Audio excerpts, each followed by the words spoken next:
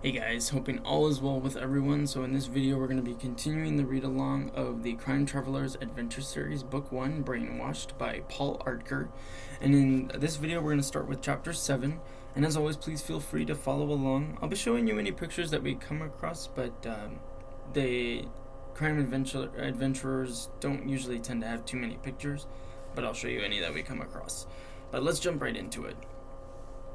Chapter 7, The Flying Office. Edda's voice came over the intercom. Attention, all Tier 1 students. Meeting in 5 minutes in the main boardroom. Lucas woke from his dream, where he'd seen an iceberg and an explosion on water. He shook it off quickly, hoping to be picked for Tier 1, even though he knew he had broken the no climbing alone rule. He suddenly felt burdened by the baby in his lap, and he really did not want to change a diaper. Behind him, an automatic door to the back galley slid open with a swoosh. The newest New Resistance flight attendant, Emerald Cavendish, strolled down the aisle carrying her smartphone. She looked like a flight attendant.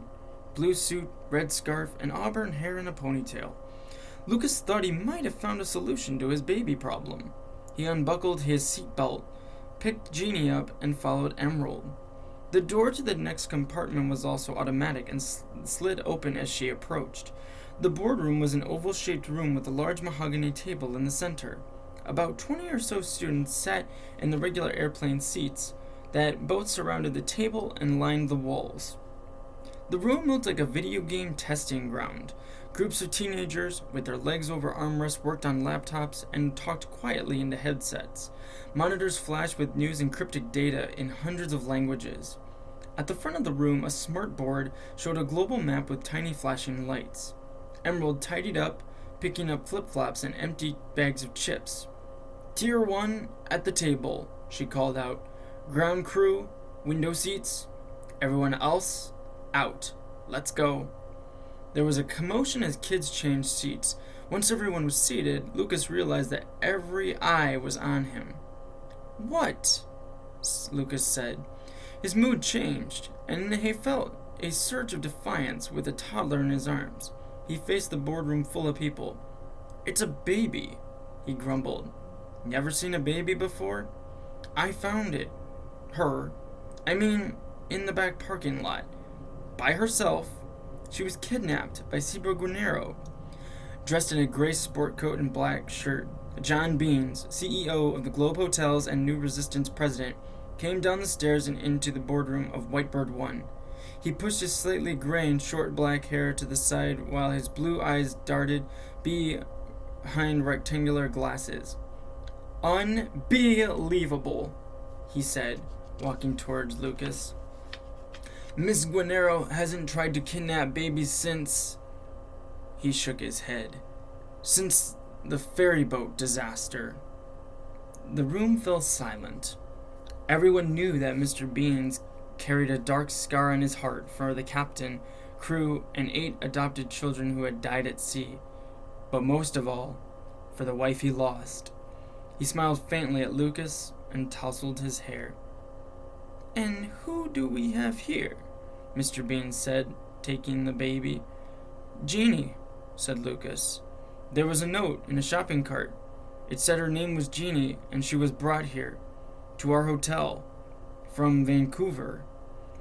Everyone, Mr. Bean said, I would like to introduce you to Gini. Mr. Beans looked directly across the room at 2 fifth-year seniors in high school, Robbie Stafford and Sophia Carson. Excellent prediction, Robbie, Mr. Bean said. This proves it.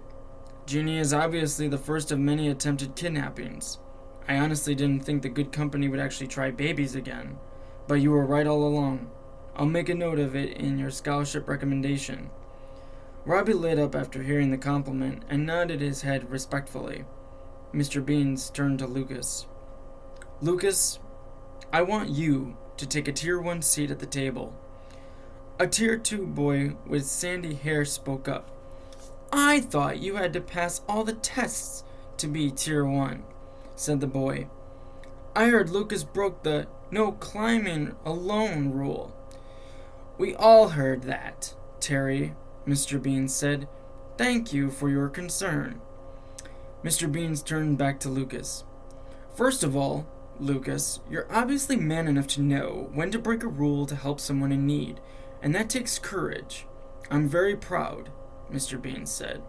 Second, you're close enough to completing all the tests. And tomorrow is your birthday.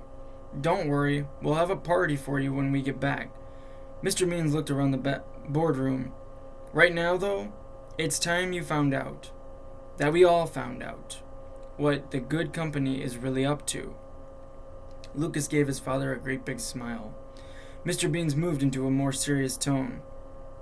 I'm afraid Ms. Granero has something particularly sinister up her sleeve this time, and I think Robbie is right on track with the information he and Sophia intercepted yesterday. He turned to Lucas.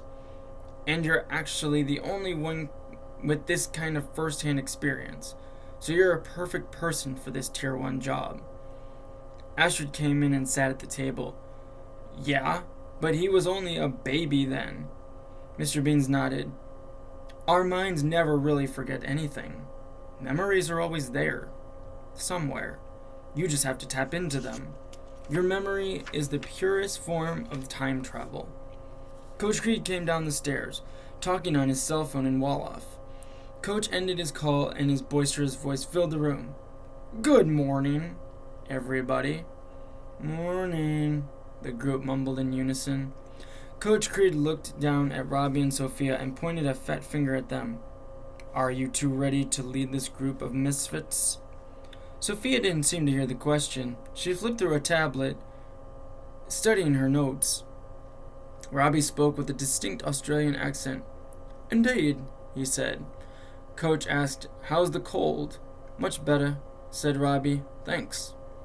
Mr. Beans added, Probably didn't help that you've been underground for weeks, planning for an event like this. Robbie nodded.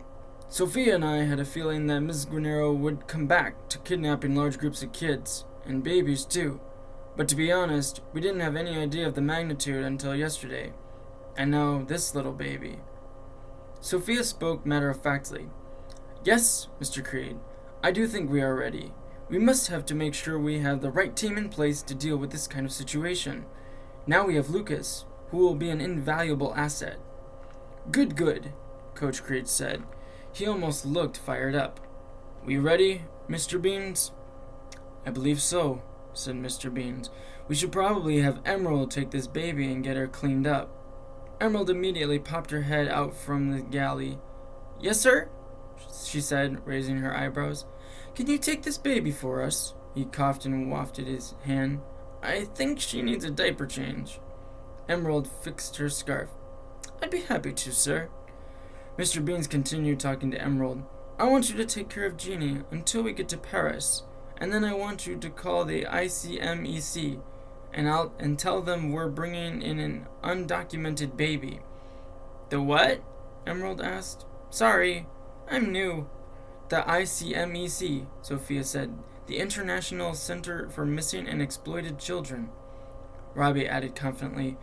They're the group that originally tipped us off that there might be some large-scale kidnapping, a human trafficking event in Paris. Sophia said, It's why we issued a call to legs. It's why we're going to Paris, said Robbie. Questions collided in Lucas's brain. He was trying to follow, but he was confused. The good company used child labor in factories. But human trafficking? Really? Like selling slaves?